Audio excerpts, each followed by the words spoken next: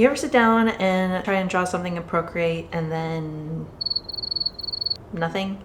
You're just staring at a blank canvas and you're trying to think of something to draw and you're just wishing that just something magically appears? Yeah, me too. Today I'm giving you my best tips with drawing exercises to help you come up with things to draw even when your mind is just blank. So let's get into our first topic. One of the easiest things you can do is to reinterpret someone else's illustration that they've already made. That's why draw it in your own style challenges are super popular. These challenges encourage artists to take an illustration, put their own unique spin on it, whether it's changing the colors or completely transforming the character's personality. So I suggest heading out to Instagram and typing in the search DTIYS2025, and you're gonna find the most recent Draw It in Your Style challenges. Not only will this give you a steady stream of ideas, I have a very small community on Instagram, but I've been able to connect with other artists that are like me, that we kind of have the same interests, but we definitely have our own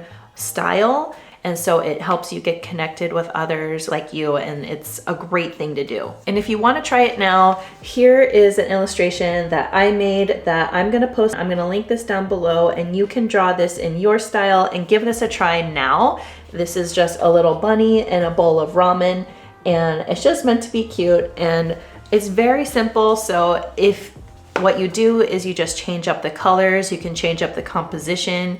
It's just a way to be inspired by one simple thing and just try it. So the next thing that you can do is using drawing prompts. And this is my no fail way of having something new and creative to draw every single day. I share drawing prompts to my free and paid members on Patreon every single month with a new theme, and it's been really great. I've been loving doing it. I also participate in the monthly drawing challenge. So at the beginning of the month, I will post a new drawing prompt theme. I try to do more than just like a single word. I kind of have a whole theme that I have curated. I try to participate as much as I can, but it is kind of difficult because it's a new drawing every single day. But that's also kind of why the kawaii style is great for that, because you kind of strip away the details and you are left with just a cute drawing. So go to the link in the description to my Patreon page, and all you need to do is be a free member, and I will give you a drawing idea for every single day. Another thing that you can do is to play the what if game. So you just want to think, okay, what if this thing did that thing, and then you draw it. You can just have your sketchbook or your iPad equipped with Procreate, and you think, well, what if clouds didn't float up in the sky? What if they walked on the ground and they just kind of lived normal everyday lives? Or it could be like, what if my dog had a secret identity of being like a opera singer at night? Or what if like the skunks that came into my backyard picked all of my vegetables and were actually amazing chefs and made amazing food every day? Or like, what if, I seriously could go on. I mean, I should probably stop at some point. Okay, so this is the last one. What if raindrops falling from the sky needed to have parachutes as they were flying down? And then what you do is you think of that and then you just draw it. This doesn't need to be a masterpiece. The goal isn't perfection, but you just kind of let creativity go and trust your creativity, and you don't want to overthink it too much. This is a really great creative exercise that you can do. Again, just think what if, and then just kind of, it's kind of like an improv in drawing form. This last area is kind of broad, and it's to exercise your imagination like it's a muscle. So if you struggle with coming up with things to draw, having a strong imagination is really going to help you. But what if you struggle even accessing your imagination? Or what if your imagination just really isn't that strong? So here's some simple and practical ways that you can exercise your imagination and develop your imagination and kind of coax it out a little bit. And we're coming from a non-judgmental space and a no pressure space. So the first thing you can do is stop judging your ideas and just create them and get them down. So don't dismiss ideas before they even have a chance to becoming something. So stop saying that this is stupid, this is not original, this isn't very good. Just stop. Don't say it anymore. You're gonna think positively and believe in yourself and believe in your creativity. The next thing you can do to strengthen your imagination is to build a creative habit. And one of my favorite ways to do that is with doodling. I started sharing YouTube shorts with quick doodle exercises. Definitely check those out, and I share them so that you can try them too. And even though they're abstract, they've helped my creativity in all my art styles, including my kawaii illustrations. And you can also try these really quick, low pressure exercises. The first one is the scribble challenge. You just make a random scribble and then you turn it into the first thing you see. Or you can do the one word challenge where you pick a random word and then you draw the first image that comes to mind.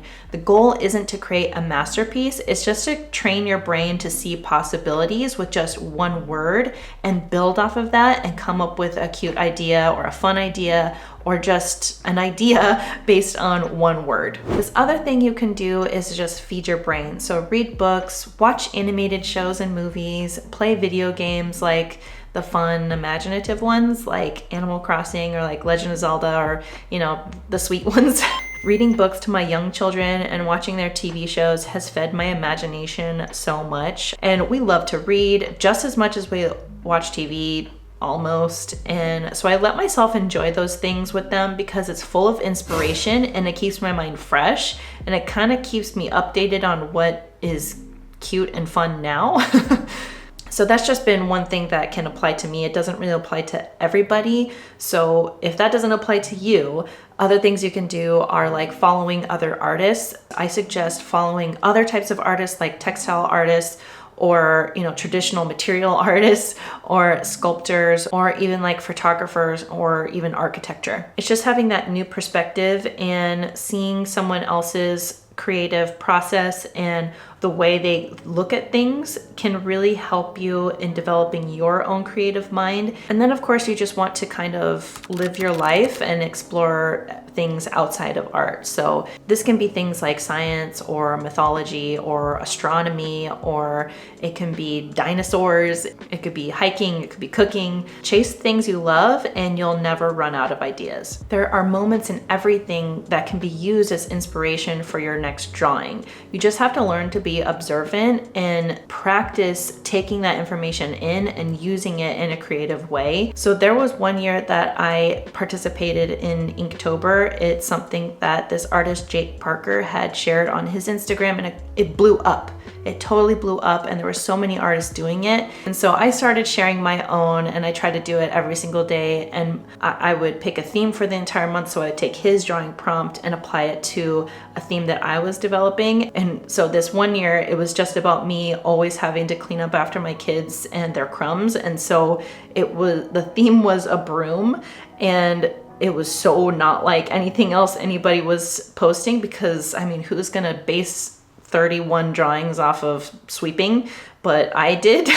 So it can literally be absolutely anything, drawing inspiration from anything.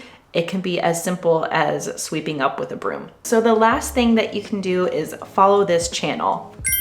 I'm such an awkward winker. I share Procreate tutorials and drawing ideas every Saturday morning. So I'll always have a project for you to try. And you can even start by watching this video and try that project because it's one that YouTube thinks that you would like. So go ahead and click on that one and try that one. But for now, I thank you so much for watching and I really hope to see you in the next one, and good luck. Bye.